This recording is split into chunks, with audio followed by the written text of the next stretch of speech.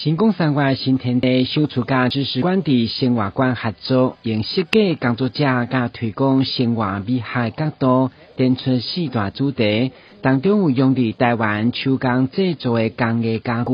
毛雕塑、画作、甲陶艺等无同形式的艺术作品。主办单位精选超过100件手工收藏品，相当有质感，而且高达70%以上，全台湾只有1件。该展览10月5号正式展彩，希望传达疫情过后珍惜生命、爱护小物的观念。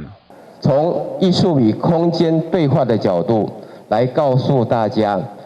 接下来的疫情过后，我们的生命价值到底在哪里？我们如何去搜寻属于自己的那个价值，而我们能够去做一个适度的一个调整与规划。所以我们这一次的展览艺术与空间疫情后的新生活这个主题，我们通过了2场的论坛、3场的演讲以及6场的课程的规划，搭配所有的展区，我们希望来传递一个新生活的一个概念。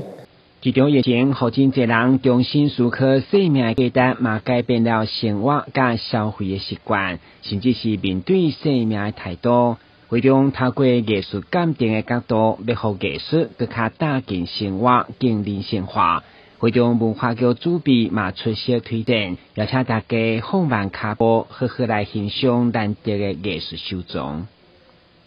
这是一个相当精彩的一个展示，那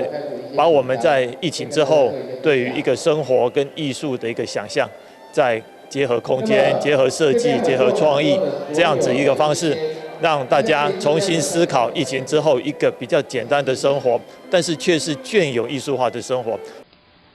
该艺术空间的展览将一直展到10月30，当中嘛规划讲座、论坛甲生活美学课程，民众不妨把机会来好好感受。台湾新闻郭文吉采访报道。